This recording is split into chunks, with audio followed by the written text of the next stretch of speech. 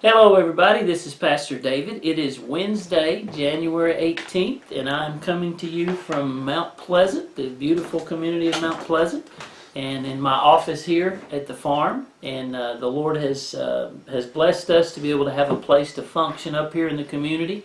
And we're here at the Rice Farm, and I have this office here, and it's a wonderful privilege, really. It's neat to have a place to come and serve here in the community.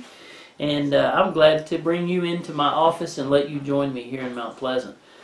January 18th, boy, we're moving into the new year rapidly, and time just keeps on flying by, and it looks like a beautiful day. It looks like the sun's going to find its way out today and warm up a little bit considerably, and just looks like it's going to be a great day to go out and do what you do, and work and serve and enjoy your life and interact with people as we do here at the Community Church of Mount Pleasant. Let me just recap a little bit. Sunday was a great service. It was awesome to be back together after a snow day. We were able to be back and had a great attendance Sunday. And I thought the worship Sunday was just fantastic. The songs and the selections and man, our musicians, and I appreciate them so much. It's not just a performance for them; they lead us in worship, and so we're just so blessed. And I hope you were able to come and enjoy our first series, our new series. The sermon number 1 it's on the miracles of Christ, and we talked about our faith, and kind of the theme for our miracles series is the pots. Bring the pots, and that relates to the miracle that Jesus did at the wedding. His first miracle recorded in the New Testament was at a wedding where the folks at the wedding, the hosts, they ran out of wine, which was kind of embarrassing. They were entertaining all these people, and weddings were a pretty big deal. And so Jesus was there, and he said, "Wow, I'm gonna help these people out a little bit." And he said, "Go bring me some pots. Bring me 6 pots and put water in them." And they're like, "Well, water? Nobody wants water." He said, just obey. So they went and got 6 pots and filled them with water, and he supernaturally turned that water into wine. Not just any wine, the best wine that they could even imagine. In fact, the people were all saying, "Wow, where did you get this? This is awesome." And Jesus performed that first miracle. And my thought is, we all have pots. And perhaps our pot is empty, perhaps it is broken, perhaps it is filled with things that maybe are not pleasant. If you bring your pots to Jesus, He can supernaturally turn that into something better than you could ever imagine. And so we're studying for the next 4 weeks, 3 weeks actually, the miracles of Christ. And this Sunday we have a very interesting miracle that we're going to study. I think you'll enjoy it. Our topic this Sunday is spiritual renewal. And it's just, you'll enjoy this miracle. So I hope you're able to be with us this Sunday. We got a lot of things going on at our church. I know that groups are meeting constantly. I know our children's workers met last night, and our church growth team is meeting, and our finance team is meeting. All these people are planning. I know I've met with our teenage workers, our student ministry, David and Matt, and they have great plans for our youth ministry in our church. And I'm just very excited. There's a lot of good things going on here at the Community Church of Mount Pleasant. We will be closing on our land purchase in a matter of days. And so I'll have an update for you next week on that, but hopefully by next week we will come to you and say the land purchase is complete. And so God has miraculously, another miracle, He's performed a miracle for us and given us 25 acres for a wonderful price, better than what we had expected. And so it's just a really exciting time. Some things for our men, a lot of things for our men. Not this Saturday, but the next Saturday, the 28th, is our next men's prayer breakfast. The last Saturday of every month, we meet with our men here at the farm, cook breakfast, have fun, pray, talk, laugh, and we just have a good time. I want to encourage all our men to come for that. Also, the 3rd and 4th of February, we're a couple weeks away now.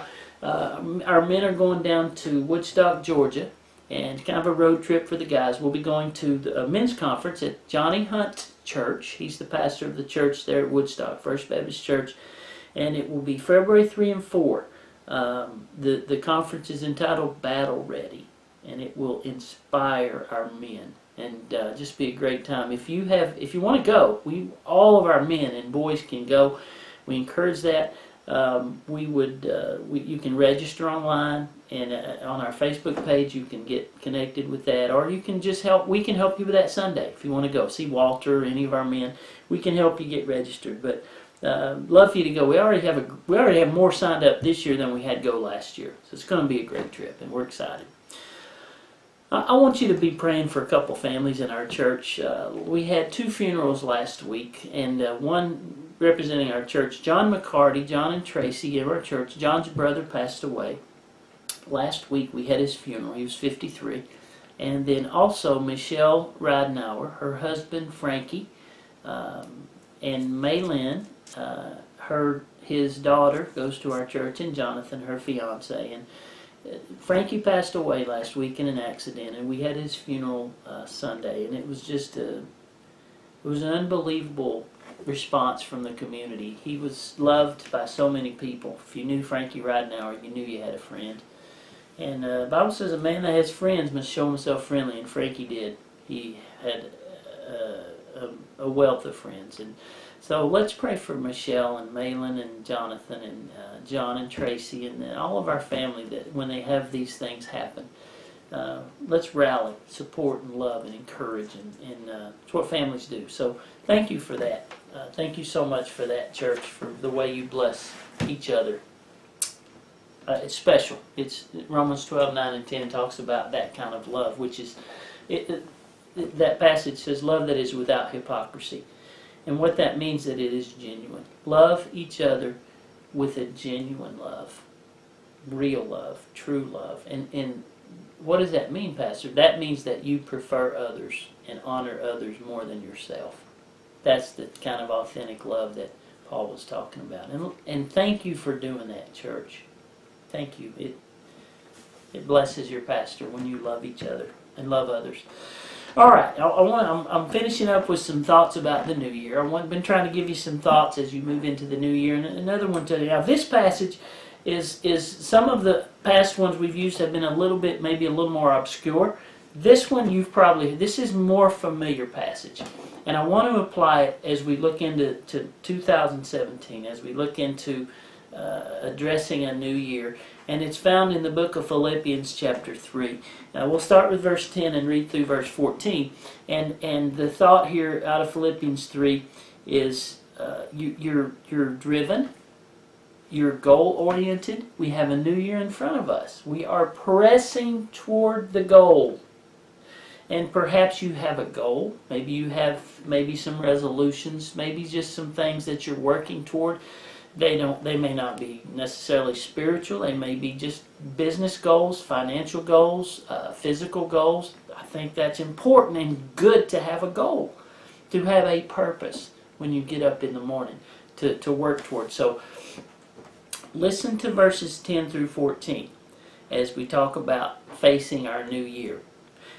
Paul says that I may know him. Now, that's the goal. That's Paul's resolution. Paul said, you know what? Here's my purpose for today, for this year, for next year, for my life. And it is so that I may know him, his God. Paul said, I want to know God better. And I want to know the power of his resurrection and the fellowship of his sufferings, being made conformable unto his death. We continue to read. If by any means I might attain unto the resurrection of the dead. Not as though I had already attained, either were already perfect or mature or complete. I'm not there yet. I have not reached my goal. I'm not complete. I'm not fully mature. I'm not perfected yet. But I follow after, if that I may apprehend that which also I'm apprehended of Jesus Christ. Now watch, stay with me. Verse 13. Brethren, brothers, I count not myself to have apprehended, but this one thing I do. Words are important. And let's look at these words by Paul. Paul said, this one thing I do. He didn't say, these 20 things I do. Now, Paul was busy. Paul probably multitasked. I'm sure that Paul was consumed by other things that he did with his time, as you and I are. But he said, this one thing I am consumed with. Now, you can be busy doing your job and doing other things and having fun and various things, but what are you consumed by? That's a really important question. Paul said, this one thing I am consumed by. Forgetting those things which are behind, my past. There's nothing you can do today to fix yesterday, because yesterday is over. And Paul said, I'm consumed by this. Forgetting those things which are behind, I'm reaching forth unto those things which are before me, ahead of me. And Paul said, I am consumed by this one thing. I'm not going to live in the past. You know what? There are people sometimes we perhaps are guilty of living in the past. Well, preacher, I used to do this. We used to have this. Boy, our church used to do this. Well, great. Paul said, don't be consumed by your past. Some people are held hostage by their past because of mistakes and bad decisions and sins and failures, and they can't get out of their past.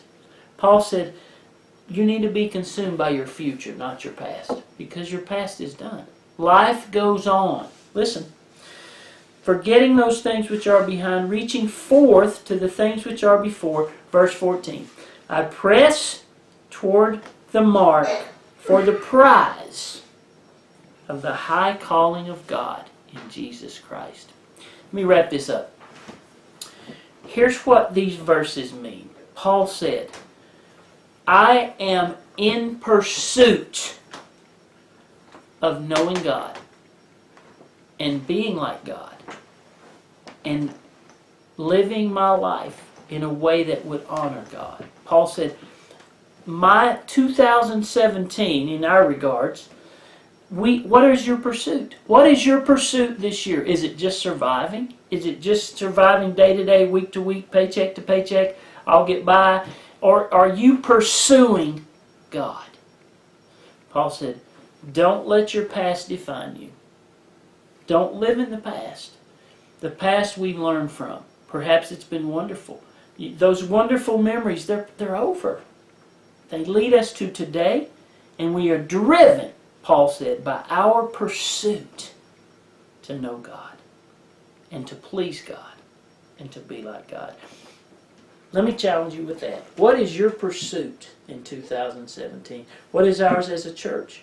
We want to know God. We want to learn about God. We want to pursue God passionately as a church. And I hope it is your desire to pursue God in your personal life in 2017. I hope you can come and visit us on Sunday. We love you. We pray for you. Thank you for joining us. God bless you, and you enjoy the middle of your week. Hopefully this will get you through till Sunday. God bless you.